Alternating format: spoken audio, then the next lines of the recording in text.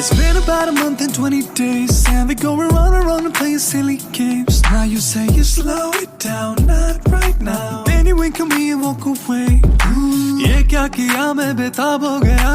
Hold on, don't go. तेरे बिना मुझे नहीं जीना. क्या यही प्यार है? बन जाओ तुम मेरे सनम. कैसे हुआ दिल खो गया. बन जाओ तुम मेरे सनम. कैसे हुआ दिल खो गया.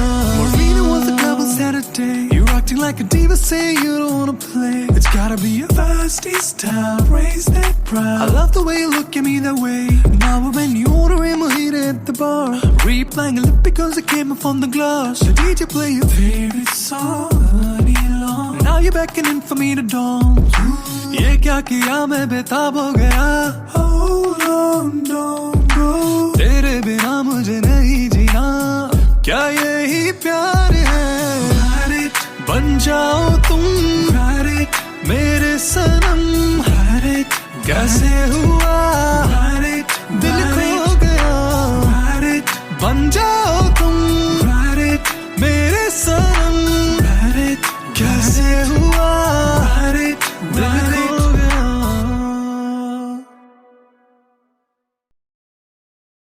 വിശ്വസിക്കല്ലേ? അതെന്താടാ, ജീവനോടെയുള്ള അവന്റെ പെങ്ങള് തിരികെ വന്നിട്ടും നീ പറയുന്നതൊക്കെ അമ്മ വിശ്വസിക്കണോ?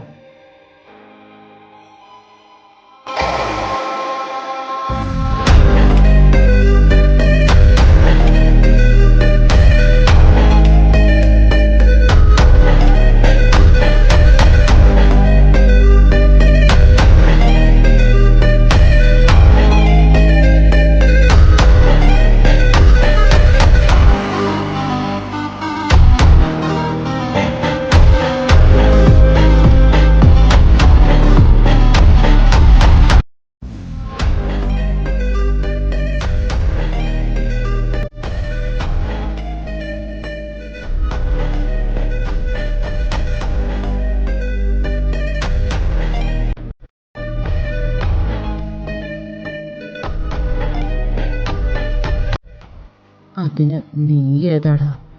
ആ, നിനക്കെന്താ ഇവിടെ കാര്യം? Very good question, I like it. എനിക്കെന്താ ഇവിടെ കാര്യം എന്നൊക്കെ ഞാൻ പറയാം. ദേ, അതിനു മുന്നേ ആ വരുന്നവളെ നിനക്ക് വല്ല പരിചയമുണ്ടോ? 5 വർഷങ്ങൾക്ക് മുന്നേ നീ തന്നെയല്ലേ അവളെ ജീവനോടെ കത്തിച്ചേ. എന്നിട്ട് അവൾ ഇവിടെ എങ്ങനെ വന്നു എന്നാണോ നീ ആലോചിക്കുന്നേ? അവിടെയാണെന്ന് നിനക്ക് തെറ്റുപറ്റിയത്. അവളാണെന്ന് വിചാരിച്ച് നീ കത്തിച്ചത് നിന്നെ ജീവനത്തില് സ്നേഹിച്ച നേഹ എന്ന പെൺകുട്ടിയെയാണ്. അറിയോ നിനക്ക് അവളെ? അറിയാതിരിക്കില്ല. നിനക്ക് വേണ്ടത്ര നീ അവളെ യൂസ് ചെയ്തിട്ടുണ്ടല്ലോ. അല്ലടന്നോറി. പിന്നെ ഞാൻ ആരാണെന്നുള്ളത്? നിൽക്കുന്നത് എന്റെ ഭാര്യയാ. നീ നേരത്തെ എന്നോടെന്താ പറഞ്ഞേ? ചത്തുപോയരെ കൊണ്ടുവരുമെന്ന്. നോക്കടാ കണ്ണു തുറന്ന് ആരാ വന്നിരിക്കുന്നതെന്ന്. എന്ന് നിന്റെ ആദ്യം തന്നെയാ ഫെലിക്സേ. ഇനി നിനക്ക് രക്ഷയില്ല. അറിയേണ്ടവരൊക്കെ എല്ലാം അറിഞ്ഞു. നീയാണ് എല്ലാം അറിയാതെ പോയത്. അന്ന് ഉള്ള മയക്കുമരുന്നും ഇഞ്ചക്ഷനൊക്കെ വെക്കുന്ന സമയത്ത് നീ അന്ന് സംഭവിച്ച കാര്യങ്ങൾ നീ തന്നെ മറന്നു. അതാണ് സത്യം.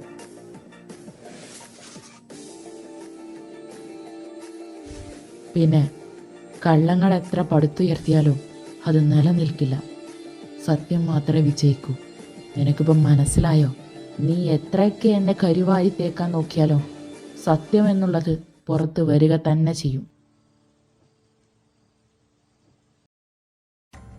ഇനി എന്താടാ ചെറ്റേ നിനക്ക് പറയാനുള്ളത്? നീയല്ലാന്ന് പറയടാ. എന്തേ നിനക്ക് പറ്റുന്നില്ലേ? അതെ, ഞാൻ തന്നെയാ ഇതൊക്കെ ചെയ്തേ. ഞാൻ തന്നെയാ ഇത് ചെയ്തേ. നിനക്ക് എങ്ങനെ കഴിഞ്ഞു? എന്നിട്ടവൻ പറയുന്നത് കണ്ടില്ലേ? നിന്നേക്കാൾ ആരെ ഞാൻ ആരെയും വിശ്വസിച്ചിട്ടില്ലായിരുന്നു. എന്തിന് ബെന്നിയെ പോലും നീ പറഞ്ഞൊരൊറ്റ വാക്കിനും പുറത്താ ഞാൻ എല്ലാരെയും. ഛേ, എനിക്ക് എന്നോട് തന്നെ വെറുപ്പ് തോന്നുന്നു. നിന്നെപ്പോലൊരു ചതിയന് വേണ്ടി ഞാൻ ഇല്ലടാ, നിന്നെ ഞാൻ വെറുതെ വിടില്ല. നിനക്കെന്നെ നല്ല പോലെ അറിയാം. വേറെന്തും ഞാൻ സഹിക്കും. കൂടെ നിന്ന് ചതിക്കുന്നവരെ ഒരിക്കലും റെക്സി വെറുതെ വിടില്ല. നീ എന്നെ എന്ത് ചെയ്യാനാ? ഏറിപ്പോയ കൊല്ലും അല്ലേ? ചാകാൻ എനിക്ക് പേടിയില്ലടാ.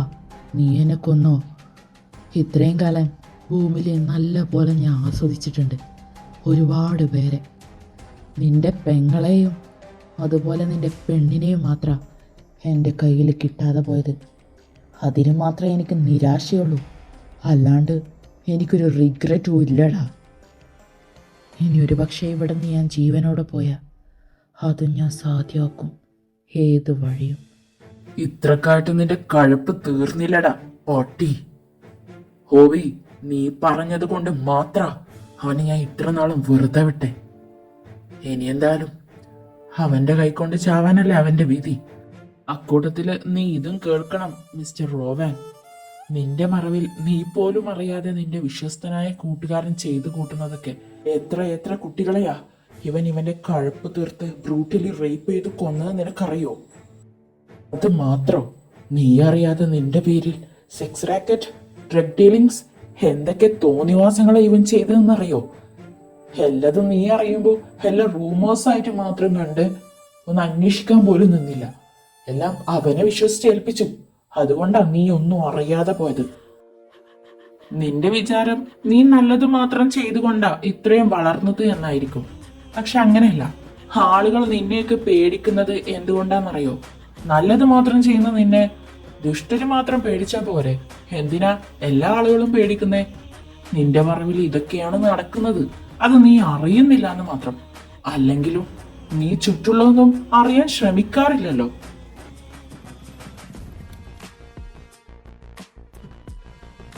സോ ഇനി ഇവൻ എന്ത് ചെയ്യണമെന്ന് നിന്റെ ഇഷ്ടം.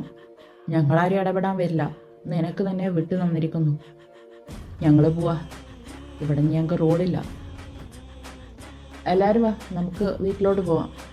വാടാ.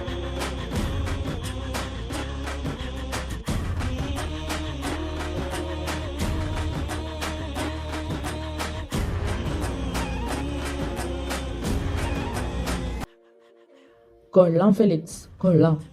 നിന്നെ വിശ്വസിച്ചതിന് എനിക്ക് കിട്ടിയ സമ്മാനം എനിക്ക് വളരെ ഇഷ്ടപ്പെട്ടു. അതുകൊണ്ട് തിരിച്ച് ഞാനും അങ്ങോട്ട് സമ്മാനം തരാം. അത് നീ ഇരു കൈ നീട്ടി സ്വീകരിക്കണം. ഗാർഡ്സ്, അവൻ്റെ കെട്ടയക്ക്.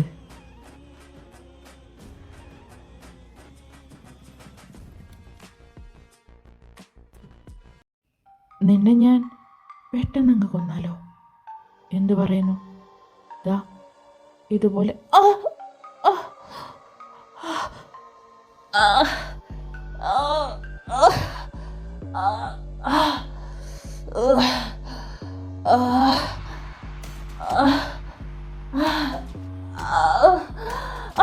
ഇതുപോലെ ഞാൻ 2 കുത്തുകുത്തിയെന്ന് കരുതി നീ പെട്ടെന്ന് ചാവില്ലെന്ന് എനിക്കറിയാലോ. അപ്പം എന്ത് ചെയ്യും? നമുക്ക് നിന്നെ കയറിട്ട് തൂക്കിയാലോ? ഹാ ഗാർഡ്സ്, ഇവനെ വേഗം തൂക്ക്.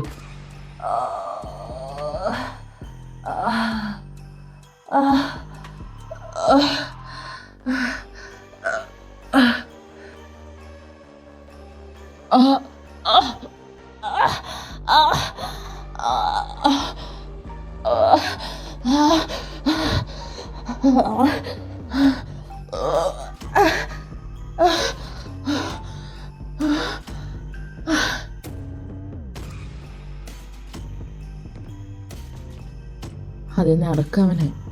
അത്ര പെട്ടെന്ന് അവൻ അങ്ങനെ ചാവില്ല എന്ന് എനിക്കറിയും.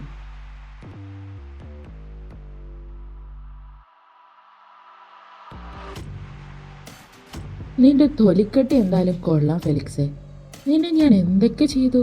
കത്തിയെടുത്ത് കുത്തി, കയറിട്ട് തൂക്കി, എന്നിട്ട് നീ ചാവുന്നില്ലല്ലോടാ. ഓ, അപാരം തന്നെ. ഇപ്പൊ മനസ്സിലായില്ലേ? നീയൊക്കെ എങ്ങനെ വിചാരിച്ചാലും അത്ര പെട്ടെന്നൊന്നും ഈ ഫെലിക്സിനെ കൊല്ലാൻ പറ്റില്ലാന്ന്. അങ്ങനെ അത്ര പെട്ടെന്നൊന്നും ചാവില്ലടാ ഞാൻ. നിന്നെയൊക്കെ കൊണ്ട് ഞാൻ ചാവും.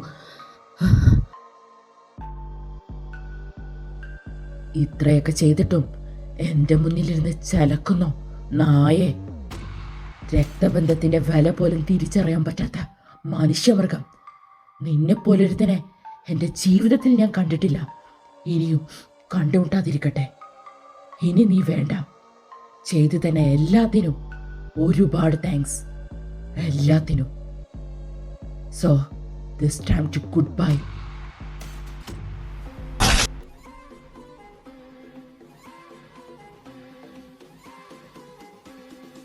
ഇപ്പോഴും നിന്റെ ശരീരത്തിൽ ചെറിയ ജീവന്റെ തുടിപ്പുണ്ടെന്ന് എനിക്കറിയാം. അതെന്താ ഞാൻ ബാക്കി വെച്ചതെന്നറിയാം. നീ ഇത്ര പെട്ടെന്ന് ചാവേണ്ടതല്ല. നിന്നെ ഞാൻ ഇഞ്ചിഞ്ചായി തന്നെ കൊല്ലും.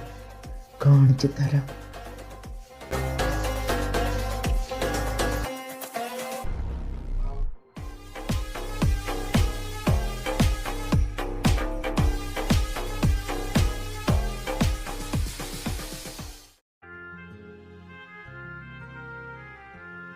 എൻ്റെ ഈശോയെ, ഞാൻ എല്ലാ പ്രശ്നങ്ങളും സോൾവായി. എനിക്ക് വയ്യ. എന്താ നിങ്ങളാരൊന്നും മിണ്ടാത്ത? എന്താലോചിച്ചിരിക്കുക? ഇന്ന് നടന്ന സംഭവങ്ങളൊക്കെ ആലോചിക്കുമായിരുന്നു. എന്തൊക്കെയെന്ന് നടന്ന് അല്ലേ? എന്നാലും ഹോബിച്ചായ നമ്മളോട് എല്ലാം പറഞ്ഞില്ല. കൊള്ളാൻ. നമ്മളോടത് മുന്നേ പറഞ്ഞാൽ എന്തായിരുന്നു? ഇപ്പോൾ ഫുള്ളൊരു സർപ്രൈസ് ആയിപ്പോയി ഇന്ന്. ഞാൻ ഇപ്പോഴും ഷോക്കായിട്ടിരിക്കുക. അവള് മാത്രോ? അവളുടെ ഹസ്ബൻഡ് നിന്നെ പോലെ തന്നെയാ. ആ, അത് ഞാൻ നോട്ട് ചെയ്തിരുന്നു. എന്താ ചെയ്യാ, ഒരാളെ പോലെ 7 പേരുണ്ടാവുന്നല്ലേ. എന്റെ അവരൻ അങ്ങനെ കരുതിയാ മതി അല്ലേ മമ്മി? എന്തോ എനിക്കങ്ങനെ തോന്നുന്നില്ല. എന്താ മമ്മി മമ്മി അങ്ങനെ പറയാൻ കാരണം? അത് ശരി, നിങ്ങളെല്ലാരും ഇവിടെ ഉണ്ടോ? എന്താണ് ഇവിടെ ഒരു സംസാരം? ഒന്നുമില്ല, ഇന്ന് നടന്നതൊക്കെ പറയായിരുന്നു. എനിക്കറിയാം നിങ്ങളൊക്കെ ആകെ സർപ്രൈസ്ഡ് ആണെന്ന്. മനഃപൂർവ്വം പറയാതിരുന്നേ. എല്ലാവരും അവരെ നേരിട്ട് കണ്ടാൽ മതി എന്ന് കരുതി. മാത്രമല്ല, ഇനിയും കുറച്ച് സംശയങ്ങൾ ബാക്കിയുണ്ടെന്ന് എനിക്കറിയാം. എല്ലാം ഞാൻ ക്ലിയർ ചെയ്യാം. അവര് കൂടി ഇങ്ങോട്ട് വന്നോട്ടെ. ആര് വരുന്ന കാര്യ പറയുന്നേ? അത് ഞാൻ നിച്ചുവും അവരെത്തിയല്ലോ. നിങ്ങളെന്താടാ ഇത്ര ലേറ്റായേ? എന്തു പറ്റി? പെട്ടെന്ന് വരാന്ന് പറഞ്ഞല്ലേ പോയേ? അതൊന്നും പറയാതാ നല്ലത്. ഈ നിൽക്കുന്ന കുരിപ്പിനെ കൊണ്ട് ഞാൻ തോറ്റു. ആണോ? എൻ്റെ ജോക്കുട്ടൻ അങ്ങനൊന്നും ചെയ്യത്തില്ല. ഇല്ലല്ലോടാ, നീ ചുമ്മാ പറയാതെ.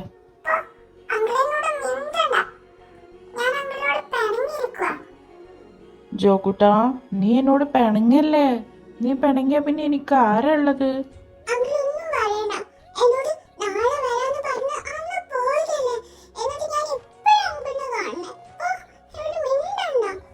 സോറി ജോക്കുട്ടാ, അങ്കിൾ ഒത്തിരി ബിസി ആയി പോയി. അതുകൊണ്ടല്ല, ഇനി ഒരിക്കലും അങ്ങനെ ചെയ്യൂല. Promise, God promise.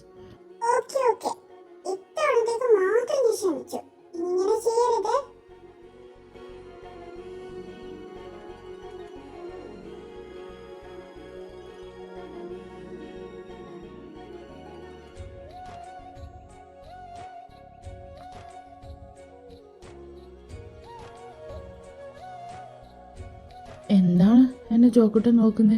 ഇവരൊക്കെ മനസ്സിലായോ നിനക്ക്? ജോക്കുട്ടനല്ല പറയല്ലേ, ജോക്കുട്ടന് കുറച്ച് ഫാമിലി ഉള്ളൂന്ന്. ഇതൊക്കെ ജോക്കുട്ടന്റെ ഫാമിലിയാ. ഇപ്പൊ ഒരുപാട് പേരായില്ലേ?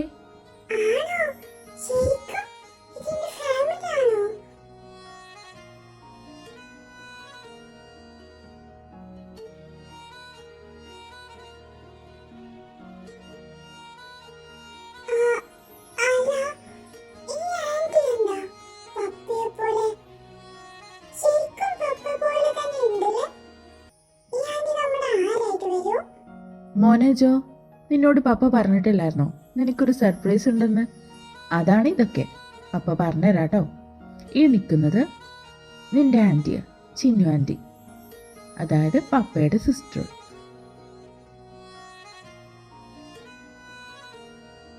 പിന്നെ ഈ നിൽക്കുന്നത് പപ്പയുടെ മമ്മയാ, അതായത് നിന്റെ ഗ്രാൻഡ്മ. പിന്നെ ഇതെൻ്റെ പപ്പയാ, അതായത് നിന്റെ ഗ്രാൻഡ് പാ. പിന്നെ ഈ നിൽക്കുന്നത് ഒരങ്കിളാ, ഡെന്നി അങ്കിള്. അത് ഡെന്നി അങ്കിളുടെ വൈഫ് നീനു ആൻറ്റി. എല്ലാവരും മനസ്സിലായോ നിനക്ക്? ആ പപ്പ, എനിക്കിപ്പോ എല്ലാരും മനസ്സിലായി. ഇവിടെ എന്തൊക്കെയാ നടക്കുന്നേ? എനിക്കൊന്നും മനസ്സിലായില്ല. ഇജയ, എന്ത് ഇതൊക്കെ? എനിക്കറിയാം നിങ്ങൾക്ക് ആർക്കും ഒന്നും മനസ്സിലായിട്ടില്ല എന്ന്.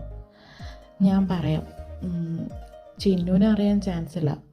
നിനക്കറിയോ ചിന്നു, നമുക്കൊരു ബ്രദറും കൂടി ഉണ്ടായിരുന്നു, ജോയൽ. മമ്മ, ഈ നിൽക്കുന്നത് ആരാ മനസ്സിലായോ? അത് ജോയലാ. എടാ ഹോബി, നീ എന്തീ പറയുന്നേ? അതെ മമ്മ, ഇത് ജോ തന്നെയാ.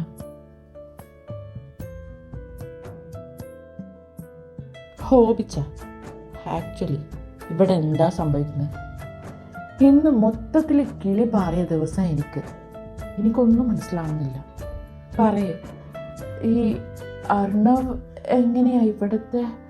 എൻ്റെ അറിവിൽ ഇവിടെ ആകെ 2 മക്കളേ ഉള്ളൂ. അത് ചിന്നും ഒന്ന് ഹോബിച്ചായതാണ്. ഇതെങ്ങനെ? ഒന്ന് കാര്യം തെളിച്ചു പറ. ഞാൻ പറയാം, ഇന്നത്തോടെ എല്ലാ സംശയം തീരും. ഇനിയൊന്നും പറയാൻ ഞാൻ ബാക്കി വെക്കുന്നില്ല. ആക്ച്വലി ഞങ്ങൾ 2 പേരല്ല, 3 പേരായിരുന്നു. എനിക്കൊരു ട്വിൻ ബ്രദർ കൂടിയുണ്ട്. ആളുടെ പേരാണ് ഈ ജോയൽ. ആൾ ജനിച്ച ഉടനെ തന്നെ മരിച്ചു പോയിന്നാ പപ്പയുടെയും അമ്മയുടെയും ഇന്ന് വരെയുള്ള വിശ്വാസം. സത്യം അതല്ല. പിന്നെ എനിക്കിങ്ങനെ ഒരു ട്വിൻ ബ്രദർ ഉണ്ടെന്ന് ഞാനും ആദ്യം അറിഞ്ഞിട്ടുണ്ടായിരുന്നില്ല. ഞാൻ അറിയുന്നത് എൻ്റെ 7ാമത്തെ ബർത്ത്ഡേക്കാണ്. കാരണം എൻ്റെ ബർത്ത്ഡേക്ക് മാത്രം മമ്മിക്കൊരു സന്തോഷം ആ മുഖത്ത് ഞാൻ കാണാറില്ല. എപ്പോഴൊരു സങ്കടമായിരുന്നു, എന്തിനോ വേണ്ടിയിട്ട്. മാത്രമല്ല, എന്നും എന്നെ ഒരു കല്ലറയുടെ അടുത്ത് കൊണ്ടുപോകും, എന്നിട്ട് അവിടുന്ന് പൊട്ടിക്കരയും. അങ്ങനെ ഒരിക്കൽ ഞാൻ അന്ന് ചോദിച്ചു അതിനകത്ത് ആരാണെന്ന്. അപ്പം മമ്മി പറഞ്ഞു കാര്യങ്ങളൊക്കെ. ഇങ്ങനൊരു ട്വിൻ ബ്രദർ കൂടി ഉണ്ടായിരുന്നു, ആൾ മരിച്ചുപോയി, ആളാണ് അതിലെന്ന്. അന്ന് ഞാൻ ശരിക്കും ഷോക്കായി. അതുകൊണ്ടാണ് മമ്മിക്ക് എൻ്റെ ബർത്ത്ഡേക്ക് മാത്രം അത്രയും സങ്കടം എന്ന് മനസ്സിലായി. പിന്നെ എനിക്ക് അർണവിനെ ഞാൻ കണ്ടപ്പോൾ ആകെ ഷോക്കായി. നിച്ചുവിൻ്റെ അഫെയർ ആയിട്ടാണല്ലോ ഞാൻ ഇവനെ കാണുന്നത്. കാണുമ്പോൾ ശരിക്കും നമ്മുടെ ചിന്നുവിൻ്റെ എക്സാക്റ്റ് പോലെ ഉണ്ട്. സോ ഞാനും ആദ്യം വിചാരിച്ചത് ലോകത്ത് ഒരാളെ പോലെ 7 പേര് കാണുമല്ലോ, അതുപോലെ ഒരു അപരനായിട്ടാണ് ഞാൻ കണ്ടത്. പക്ഷെ മനസ്സെന്തോ അത് സമ്മതിക്കുന്നുണ്ടായിരുന്നില്ല. എന്തോ ഒരു കണക്ഷൻ ഞങ്ങൾ തമ്മിലുണ്ടെന്ന് ഇങ്ങനെ പറഞ്ഞുകൊണ്ടിരിക്കുക. അതുകൊണ്ട് തന്നെ ഇവനെപ്പറ്റി കൂടുതൽ അറിയാൻ തന്നെ ഞാൻ തീരുമാനിച്ചു.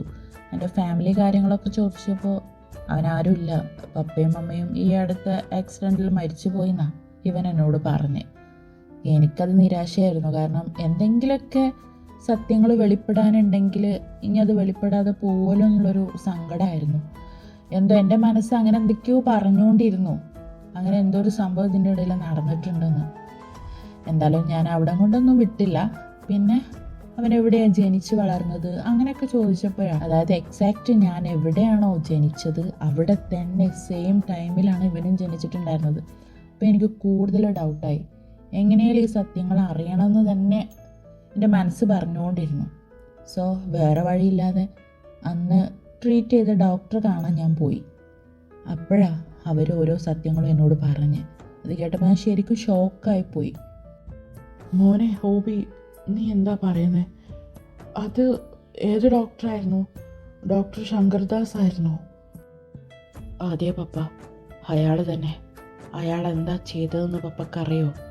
ഒരിക്കലും ചെയ്യാൻ പാടില്ലാത്ത കാര്യമാണ്. പക്ഷെ അയാൾക്ക് അയാളുടേതായിട്ടുള്ള രീതിയിൽ ന്യായങ്ങളുണ്ടാവും. എന്തൊക്കെ പറഞ്ഞാലും തെറ്റ് തന്നെയല്ലേ. എന്താ മോനെ അന്ന് സംഭവിച്ചത്? നീ പറ, എന്ത് തെറ്റാ അയാൾ ഞങ്ങളോട് ചെയ്തേ? ഡോക്ടർ ശങ്കർദാസ് അയാളുടെ ആത്മാർത്ഥ സുഹൃത്ത് മാധവ് മേനോന് വേണ്ടി നടത്തിയ കളിയാണ് ഞാൻ പറയുന്നത്.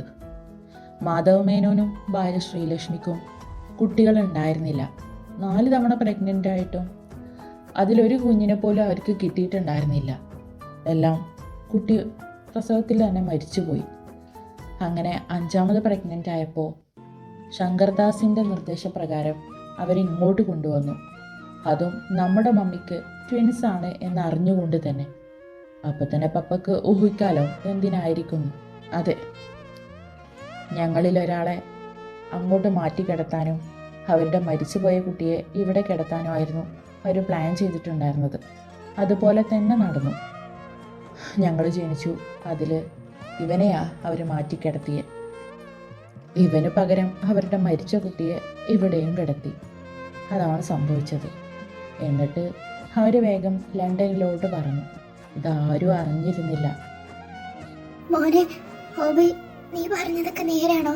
ഇത് നമ്മുടെ ജോ ആണോ ഇത്? അതെ മമ്മി, എനിക്ക് മമ്മിയോട് കള്ളം പറയേണ്ട ആവശ്യമില്ലല്ലോ. സത്യം തന്നെയാ, ഇത് നമ്മുടെ ജോ തന്നെയാ.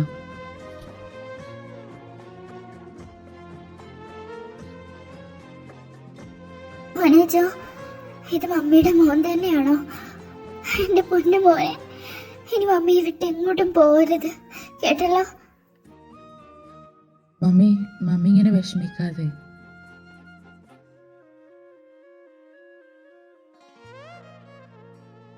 ജോ മോനെ, പപ്പ ഒന്നും അറിഞ്ഞിരുന്നില്ലടാ. എന്താ പപ്പ ഇത്? അതൊക്കെ വിട്, നമ്മളാരും ഒന്നും അറിഞ്ഞിട്ടുണ്ടായിരുന്നില്ലല്ലോ. സത്യം പറഞ്ഞ ഹോബി എന്നോട് പറയുമ്പോൾ ഞാൻ ശരിക്കും ഷോക്കായിരുന്നു. കാരണം അവരെല്ലാം എൻ്റെ പാരൻസ് എന്ന് എനിക്ക് വിശ്വസിക്കാൻ കഴിഞ്ഞിട്ടില്ല. അങ്ങനെ തന്നെ വേണം പറയാൻ. അവരെന്നെ അത്രയും നല്ല രീതിയിലാണ് ട്രീറ്റ് ചെയ്തിട്ടുണ്ടായിരുന്നത്, സ്വന്തം മകനെ പോലെ തന്നെ. അതുകൊണ്ടാണ് ഹോബി എത്ര പറഞ്ഞിട്ടും ഞാൻ വിശ്വസിക്കാതിരുന്നത്. പിന്നെ തെളിവുകളൊക്കെ നിരത്തിയപ്പോൾ വിശ്വസിക്കുകയല്ലാതെ വേറെ വഴിയുമില്ല. അവരോട് നേരിട്ട് ചോദിക്കാൻ ഇന്നവർ ജീവനോടെ ഇല്ലല്ലോ. അതൊരു കണക്കിന് നന്നായി, അല്ലെങ്കിൽ എനിക്ക് വിഷമായിരുന്നേനെ. ഇപ്പോൾ എനിക്ക് എൻ്റെ പപ്പയും മമ്മിയും കിട്ടിയല്ലോ.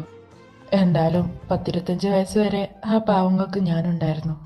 ഇപ്പോൾ ദൈവം വിളിച്ച് അവർ പോയി. ഇനിയുള്ള കാലം നിങ്ങളുടെ കൂടെ തന്നെ. പക്ഷെ എന്തൊക്കെ പറഞ്ഞാലും ഞങ്ങളുടെ അടുത്തുനിന്ന് നിന്നെ അകറ്റിയത് പൊറുക്കാനാവാത്ത തെറ്റ് തന്നെയാ. അതെനിക്ക് ക്ഷമിക്കാൻ കഴിയുന്നില്ല. ഹോബി മോനെ, വേണ്ട, കഴിഞ്ഞതൊക്കെ കഴിഞ്ഞു. എത്രയായാലും ഇത്രയും നാള് ഇവനെ വളർത്തി വലുതാക്കിയത് അവർ തന്നെയാ. അവർക്കും ഇവൻ മകൻ തന്നെയാ, ഇവന് അവരച്ഛനും അമ്മയും. അതുകൊണ്ട് ഇനിയൊന്നും പറയണ്ട, നമുക്കെല്ലാം മറക്കാം. അവർ പോയില്ലേ, ഇനി നമ്മുടെ കൂടെ തന്നെയല്ലേ മോൻ. അതുകൊണ്ട് ഇനി അതേ പറ്റിയൊരു സംസാരം ഇവിടെ വേണ്ട. എന്ന് വെച്ച് അവർ ചെയ്തത് തെറ്റാവാതിരിക്കുന്നില്ലല്ലോ മമ്മി. ഹോബി പറയുന്നോണ്ട് നീ ഒന്നും വിചാരിക്കരുത്. മമ്മി പറഞ്ഞ പോലെ അവരെൻ്റെ അച്ഛനും അമ്മയും തന്നെയാടോ. എന്നെ പൊന്നുപോലെയാ അവർ ജീവിച്ചിരിക്കുന്നത് വരെ എന്നെ വളർത്തി വലുതാക്കിയത്. അതുകൊണ്ട് അവരെ എനിക്ക് കുറ്റം പറയാനാവില്ല. ആ അച്ഛൻ്റെ അമ്മയുടെ സ്നേഹം ആവോളം ഞാൻ അനുഭവിച്ചിട്ടുണ്ട്. അതുകൊണ്ട് ഇനി അതേപറ്റിയൊരു സംസാരം വേണ്ട, പ്ലീസ്. It's my request.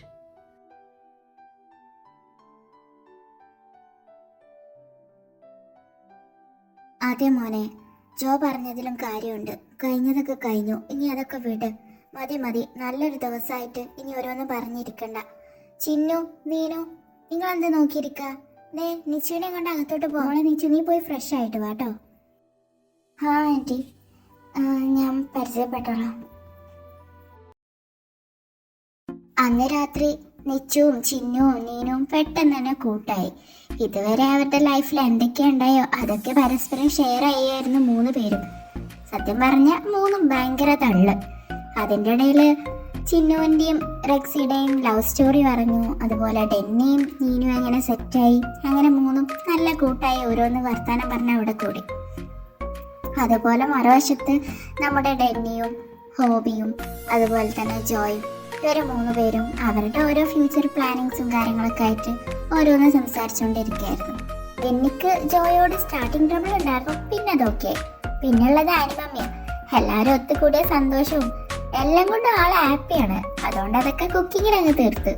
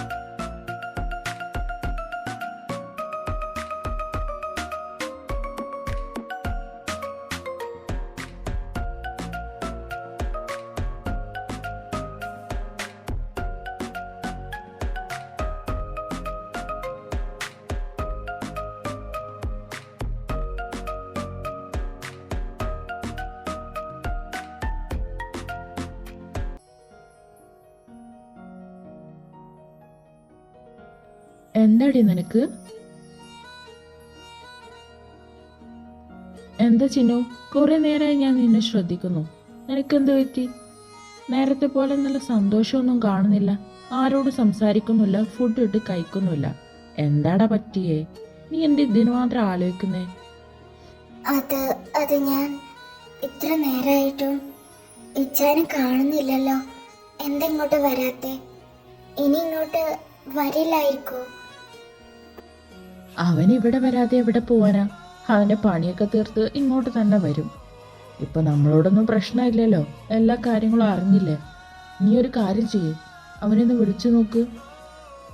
എൻ്റെ ഡെന്നി, ഞാൻ കുറെ നേരമായി ട്രൈ ചെയ്യുന്നു, പോകുന്നില്ല. എനിക്കൊന്ന് ടെൻഷൻ ആവുന്നു. നീ ഇച്ചാൻ എന്തെങ്കിലും പറ്റിക്കാണോ? എൻ്റെ ചിന്നു, നീ വെറുതെയാ ഈ ടെൻഷൻ ആവുന്നത്. ഇച്ചാനൊന്നും പറ്റില്ല. നിനക്ക് ഇച്ചാനെ അറിയില്ലേ? ഒരു കാര്യമായിട്ടാൽ അത് ഫിനിഷ് ആവാതെ ഇച്ചാൻ വരില്ല. നീ നോക്കിക്കോ. ആ, ഇതേ കോളിംഗ് ബെല്ല് അടിച്ചല്ലോ, പോയി നോക്ക്. ഇച്ചാൻ തന്നെ ആവും.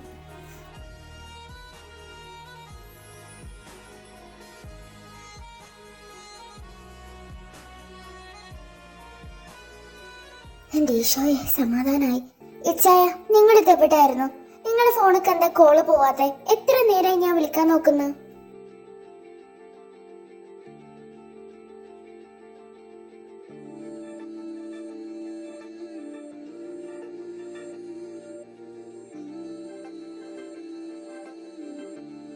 എന്താ ചിഹ്നം ഇത്? അവൻ വന്നിട്ടല്ലേ ഉള്ളൂ. മോൻ പുറത്തേക്ക് അകത്തോട്ട് വാ. ഇച്ചായ, പോയി ഫ്രഷ് ആയി വാ, ഞാൻ ഫുഡ് എടുത്ത് വെക്കാം. ചിന്നു, എനിക്കൊന്നും വേണ്ട, സോറി. എല്ലാവരോടും ഞാൻ ഈ സോറി പറയുന്നു. എൻ്റെ ഭാഗത്തായിരുന്നു തെറ്റ്, ഞാൻ മാത്രമായിരുന്നു തെറ്റ്. എപ്പോഴും നിങ്ങൾ പറയുന്നതൊന്നും കേൾക്കാൻ പോലും ഞാൻ നിന്നില്ല. ബെന്നി, എനിക്കറിയാം നീ എന്നോടൊരിക്കലും ക്ഷമിക്കില്ലെന്ന്. എന്നോട് ക്ഷമിക്കടാ. ഞാൻ നിന്നെ കേൾക്കാൻ പോലും നിന്നില്ല. എൻ്റെ ഭാഗത്ത് തെറ്റാ. നീ ഓരോന്ന് പറയുമ്പോൾ അതൊന്ന് അന്വേഷിക്കാൻ പോലും ഞാൻ നിന്നില്ല. സോറി, നീ എന്നോട് ക്ഷമിക്കില്ലടാ. ക്ഷമിക്കാതിരിക്കാൻ ഞാൻ റോവാൻ റെക്സ് അല്ലല്ലോ, നിന്നെപ്പോലെ പകയും ദേഷ്യവും വാശിയും കൊണ്ട് നടക്കാൻ. എല്ലാം ഞാൻ ക്ഷമിച്ചു. പക്ഷേ എൻ്റെ മനസ്സിൽ മായാതെ കിടക്കുന്ന ഒരു കാര്യമുണ്ട്. നീ തകർത്തെറിഞ്ഞ വിശ്വാസം. അതൊരിക്കലും തിരിച്ചു കിട്ടുമെന്ന് എനിക്കറിയില്ല. നിന്നെ പഴയതുപോലെ കാണാനും എന്നെ കൊണ്ട് കഴിയില്ല. വിശ്വാസം അത് തകർന്നു പോയത് തന്നെയല്ലേ. തിരികെ കിട്ടാൻ ഒരിത്തിരി പ്രയാസമാണ്. കഴിഞ്ഞതൊക്കെ കഴിഞ്ഞു. ഒരു വിധത്തിൽ പറഞ്ഞാൽ ഒരു എക്സ് ചെയ്തതുപോലെയുള്ള കാര്യങ്ങളാണ് ഞാനും ചെയ്തിട്ടുള്ളത്. ആ ഫെലിക്സ് പറഞ്ഞത് അപ്പാടങ്ങ് വിഴുങ്ങി, എന്നിട്ട് അവനെതിരെ തിരിഞ്ഞു. അതുപോലെ തന്നെയാ അവനും പറ്റിയേ. നിങ്ങളെല്ലാതും മറക്കണം. നിങ്ങൾ പഴയ പോലെ തന്നെ ആവണം. അതാണ് പപ്പയ്ക്ക് സന്തോഷം. ഇല്ല പപ്പ, അങ്ങനെ പെട്ടെന്നുണങ്ങുന്ന മുറിവല്ലല്ലോ ഇവൻ എനിക്ക് തന്നത്. അത് എത്രത്തോളം ആഴത്തിൽ പതിഞ്ഞിട്ടുണ്ടെന്ന് നിങ്ങൾക്കാർക്കും ചിലപ്പോൾ മനസ്സിലാവണമെന്നില്ല. അതിൻ്റെ വേദന ഞാൻ മാത്രം അനുഭവിച്ചിട്ടുള്ളത്. ചെയ്യാത്ത തെറ്റിന് കുറ്റവാളിയെപ്പോലെ കണ്ടവനാ ഇവൻ എന്നെ. അതൊന്നും ഒരിക്കലും എനിക്ക് മറക്കാൻ പറ്റില്ല. എന്നിട്ടും അവൻ്റെ പെങ്ങളെ നിച്ചുവിനെ ഞാൻ എൻ്റെ സ്വന്തം പെങ്ങളെ പോലെ കണ്ടു. ഇവന് കല്യാണം കഴിപ്പിച്ച് കൊടുത്തു. അതൊന്നും ഇതുപോലെ എന്തെങ്കിലും സത്യങ്ങൾ അറിയുന്ന സമയത്ത് ഇവൻ്റെ മുന്നിൽ നല്ല പിള്ള ചമയാൻ വേണ്ടി ചെയ്തതല്ലായിരുന്നു. പിന്നെ ഇവൻ അറിയണം ഞാനും ഇവനും തമ്മിലുള്ള വ്യത്യാസം എന്തെന്ന്. വെറും തെറ്റിദ്ധാരണയുടെ പുറത്ത് ഇവൻ എന്നോട് പക തീർക്കാൻ എൻ്റെ പെങ്ങളെ ചിന്നുവിനെ ഉപയോഗിക്കുന്ന സമയത്ത് പോലും ഇവൻ്റെ പെങ്ങളെ കൂടപ്പിറപ്പ് പോലെ ഞാൻ സ്നേഹിച്ച് അവളെ കൈപ്പിടിച്ചേൽപ്പിച്ച് കൊടുക്കുമായിരുന്നു. പിന്നെ നിങ്ങൾക്കൊക്കെ പറയാം അവൻ സത്യങ്ങളൊന്നും അറിഞ്ഞിട്ടുണ്ടായിരുന്നില്ലല്ലോ എന്ന്. അതല്ല, ഒരിക്കൽ പോലും സത്യം അറിയാൻ ശ്രമിച്ചിട്ടില്ലായിരുന്നു അവൻ.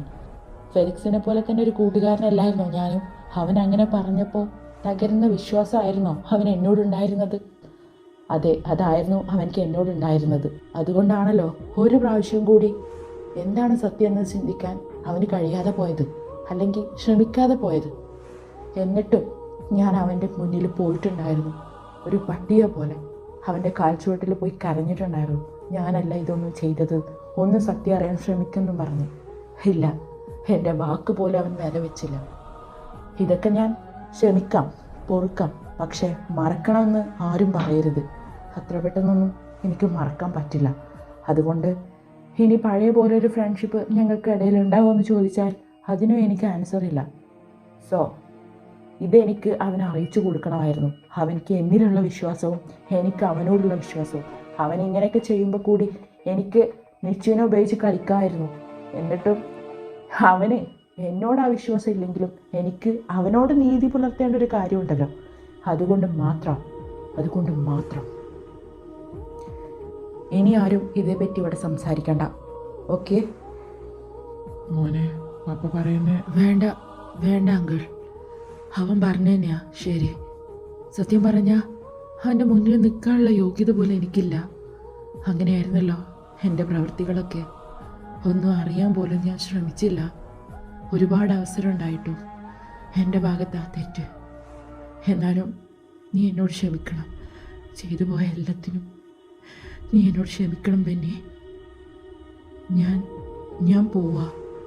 ചിന്നു, നീ എൻ്റെ കൂടെ വരുന്നുണ്ടോ? എനിക്കിവിടെ ഇനി നിൽക്കാൻ കഴിയില്ല. അതുകൊണ്ടാ. നോ, ഇല്ല, അവൾ വരുന്നില്ല. നിനക്ക് പോകണമെങ്കിൽ നിനക്ക് പോകാം, ആരും തടയില്ല. പക്ഷെ ചിന്നു നിൻ്റെ കൂടെ ഇന്ന് വരില്ല.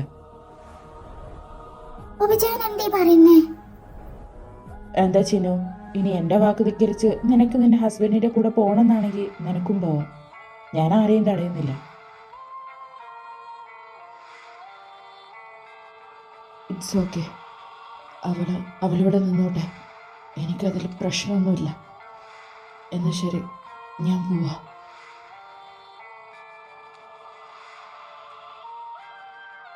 എന്താ ഹോബിച്ചായ നീ കാണിച്ചത്?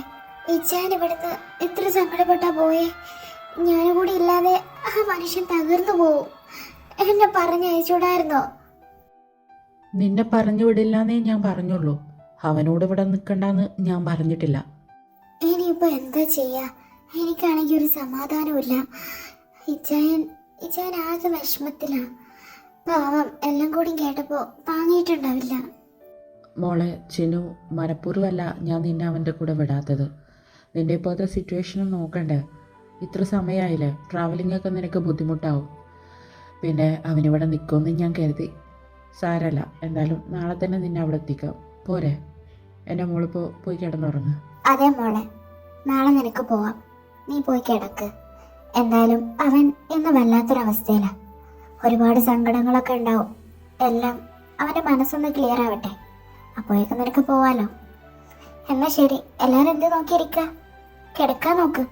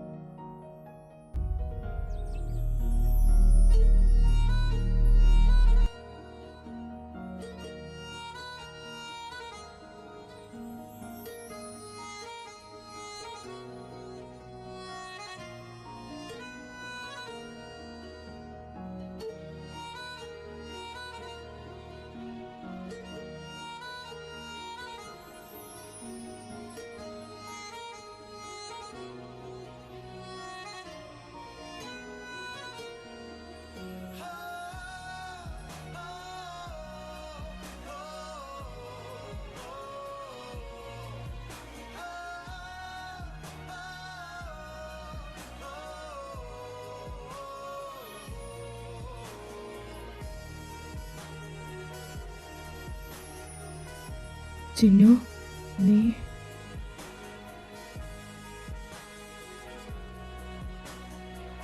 എന്താ?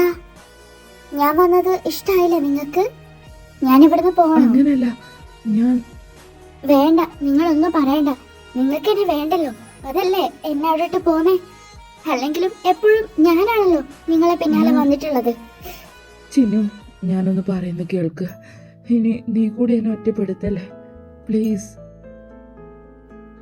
നിങ്ങളെ വിഷമിപ്പിക്കാൻ വേണ്ടി പറഞ്ഞതല്ലേ ഇച്ചായ. ഇന്നലെ ഉറങ്ങിയിട്ടില്ല ഞാൻ നിങ്ങളെ കാണാത്തതുകൊണ്ട്. എന്നിട്ട് ഇവിടെ വന്നപ്പോ നിങ്ങളെവിടെ കണ്ടില്ല. എവിടെ പോയതായിരുന്നു?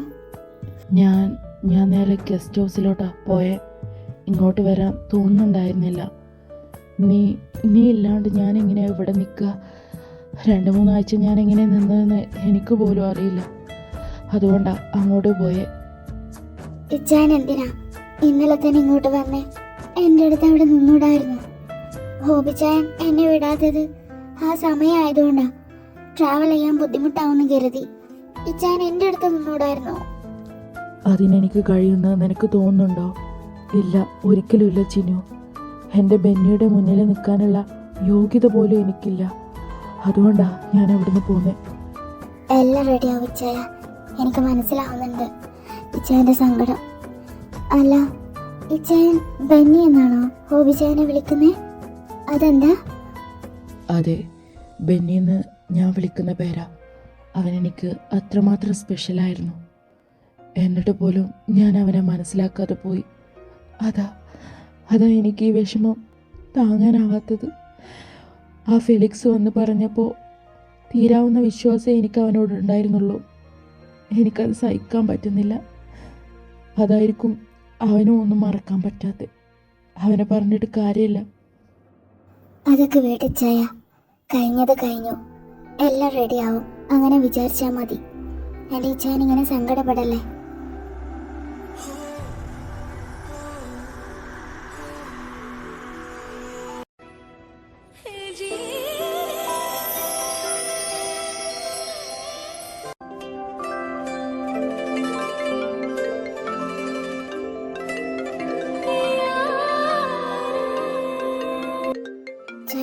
ആരാ നോക്കേ, കുറെ നേരമായല്ലോ ഫോൺ അടിക്കുന്നു.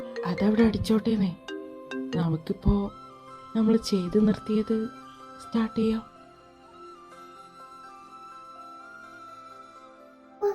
ഇതിന് മാത്രം ഒരു കുറവുമില്ല, പഴയ പോലെ തന്നെ. നാളല്ലാത്ത മനുഷ്യൻ. പോയി എടുക്ക്.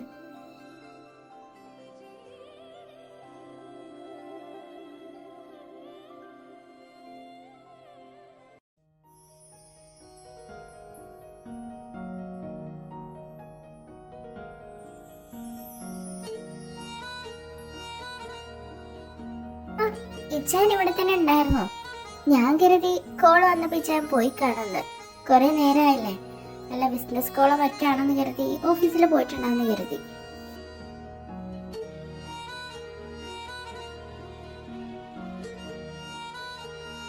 എന്താ ഇച്ചായ ഒന്നും മിണ്ടാത്തെ? പോയ പോലെ അല്ലല്ലോ വന്നേ.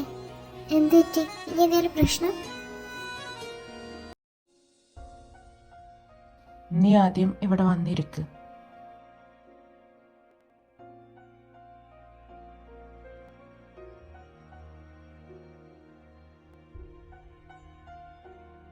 ഇനി പറ, ഇച്ചായന്റെ പ്രശ്നം എന്താ?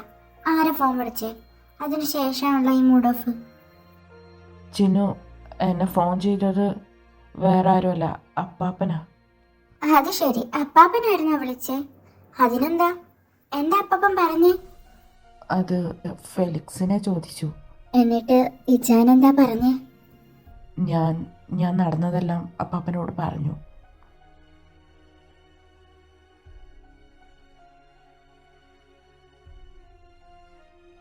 എന്നിട്ട് എന്ത് പറഞ്ഞു?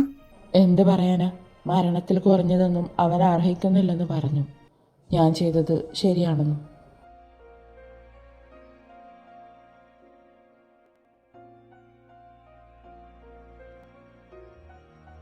ചിന്നു, നീ എന്തേ ആലോചിച്ച് കൂട്ടുന്നേ? ഒന്നുമില്ല, ഞാനാ ഫെലിക്സിനെ പറ്റി ആലോചിച്ചതാ. അല്ല ഇച്ചായ, ഇച്ചാൻ എന്താ അയാളെ ചെയ്തേ? കൊന്നു കളഞ്ഞോ?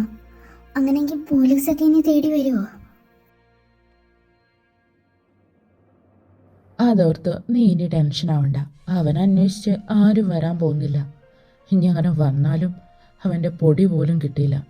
ശരിക്കും ഇച്ചാൻ എന്താ ഫെലിക്സിനെ ചെയ്തേ? അവന് ഞാൻ എന്താ ചെയ്തെന്നോ? നിനക്കറിയോ ഫെലിക്സ്, അവൻ എൻ്റെ ആരായിരുന്നു എന്ന്?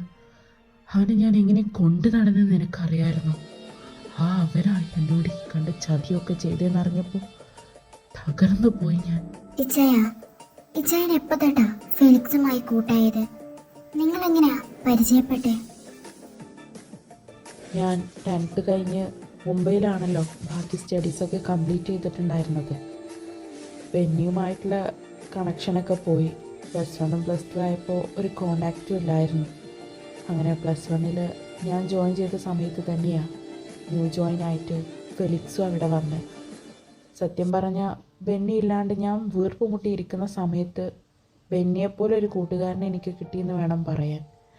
ഫെലിക്സ് എന്നെ പോലെ തന്നെ, ഞാൻ ആദ്യം എങ്ങനെയായിരുന്നോ അതുപോലെ തന്നെ ആരോടൊന്നും സംസാരിക്കാനോ ഒന്നിനും പോകാത്തൊരു പ്രകൃതം. അതുകൊണ്ട് തന്നെ എനിക്ക് പെട്ടെന്ന് അവൻ്റെ ക്യാരക്ടർ പിടികിട്ടി. 10th വരെ അവൻ ബോർഡിങ്ങിലായിരുന്നു എന്നാ എന്നോട് പറഞ്ഞ്. ആരുമില്ലാത്തൊരു ഓർഫൻ. ഏതോ ഒരു നല്ല മനുഷ്യൻ അവന് ഗാർഡിയനായിട്ടുണ്ടെന്ന് മാത്രം അവനറിയാം. അതാരാണെന്ന് അവനറിയില്ല എന്ന് പറഞ്ഞു. ബോർഡിങ്ങിലെ കൂട്ടുകെട്ട് ശരിയല്ല എന്ന് കണ്ടതുകൊണ്ടാണ് അവൻ ഇങ്ങോട്ട് മാറിയെന്ന് പറഞ്ഞു. പിന്നീട് അങ്ങോട്ട് ഞങ്ങളുടെ സൗഹൃദബന്ധം വളർന്നു. ഫ്രണ്ട്ഷിപ്പിന് പുറത്തൊരു സാഹോദര്യബന്ധമായിരുന്നു ഞങ്ങൾ തമ്മിലുണ്ടായിരുന്നത്. മമ്മയും നിച്ചും ഒക്കെ അവനായിട്ട് കൂട്ടായി. അവൻ ഞങ്ങളുടെ കൂടെ തന്നെയായിരുന്നു താമസവും. അത്രത്തോളം വിശ്വാസമായിരുന്നു പരസ്പരം. അങ്ങനെ 2 വർഷം പെട്ടെന്ന് തന്നെ കഴിഞ്ഞു. പിന്നെയാ ബെന്നി അങ്ങോട്ട് MBBS പഠിക്കാൻ വന്നേ. അങ്ങനെ പിന്നെ ഞങ്ങൾ 3 പേരുമായി. പിന്നെ നടന്നതൊക്കെ നിനക്കറിയാലോ. നിനക്കറിയോ ചിനു, ഇന്നലെ ഞാൻ ശരിക്കും തോറ്റുപോയി അല്ലേ? ഫെലിക്സ് അവൻ പറഞ്ഞതും ചെയ്തതൊന്നും എനിക്ക് മറക്കാൻ പറ്റുന്നില്ല.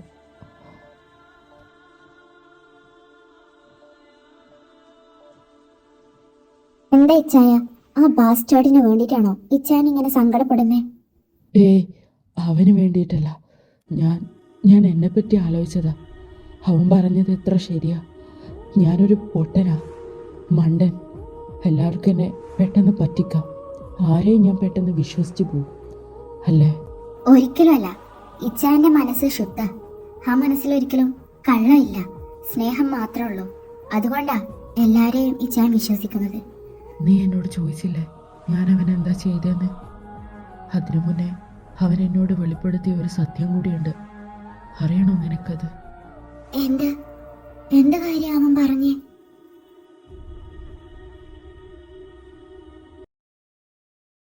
നിന്റെ തൊലിക്കെട്ടി എന്തായാലും കൊള്ളാം ഫെലിക്സേ. നിന്നെ ഞാൻ എന്തൊക്കെ ചെയ്തു?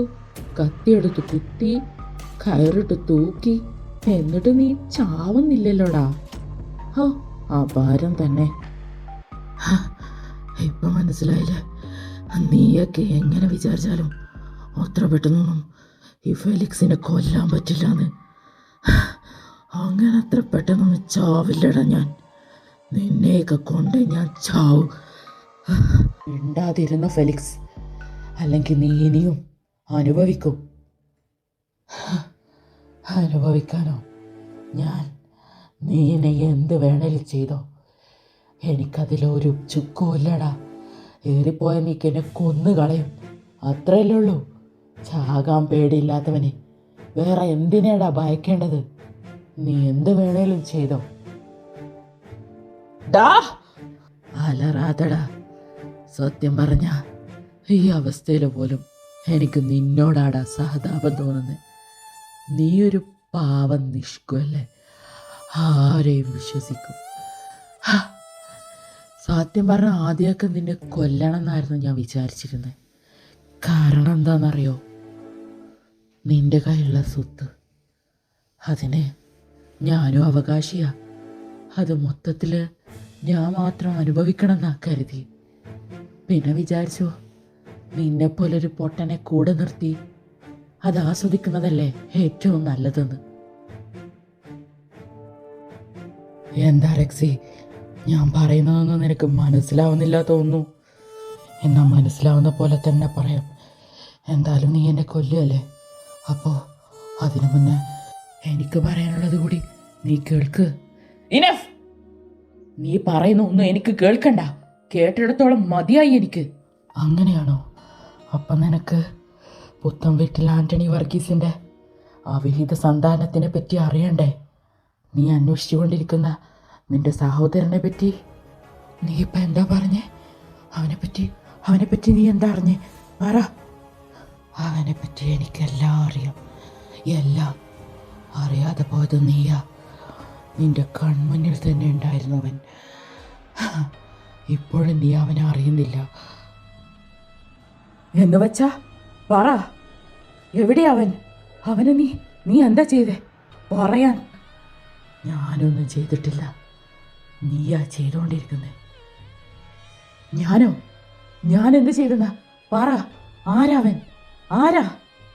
ഇത്രയൊക്കെ പറഞ്ഞിട്ടോ നിനക്ക് മനസ്സിലായില്ല അവൻ ആരാന്ന്? അതാ പറഞ്ഞേ, നീ ഒരു പൊട്ടനാ, മണ്ടൻ. എന്നുവെച്ചാ അതെ, ഞാനവൻ, ഞാൻ തന്നെയവൻ.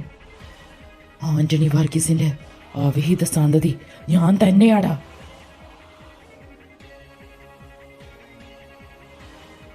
എടച്ചറ്റെ, നാക്കിനെല്ലില്ലെന്ന് കരുതി എന്തു വിളിച്ച് പറയണ്ട. ഇങ്ങനെ പറഞ്ഞ എന്റെ സഹോദരനാണെന്ന് കരുതി നിന്നെ വെറുതെ വിടുന്നു കരുതിയോ നീ? No, never. ചാവാൻ പേടില്ലാത്ത ഞാൻ എന്തിനാടാ ഇതും പറഞ്ഞ് നിന്റെ അടുത്തുനിന്ന് രക്ഷപ്പെടാൻ നോക്കുന്നേ? ഒരിക്കലുമില്ല. സത്യം തന്നെയാ ഞാൻ പറഞ്ഞേ.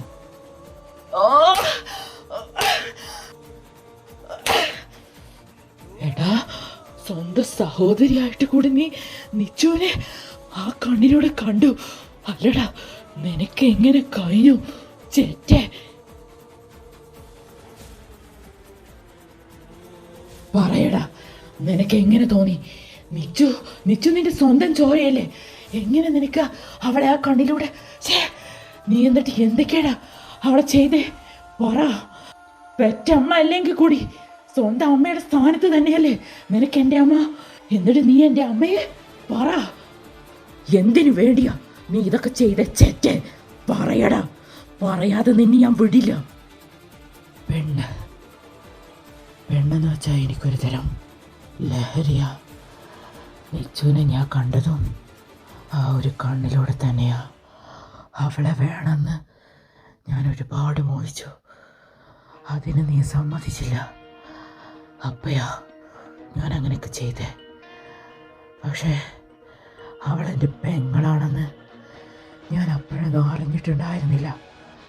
നീ ജയിലിലായതിന് ശേഷം അപ്പാപ്പൻ എന്നെ കാണാൻ വന്നേ സത്യങ്ങളൊക്കെ എന്നോട് പറഞ്ഞേ.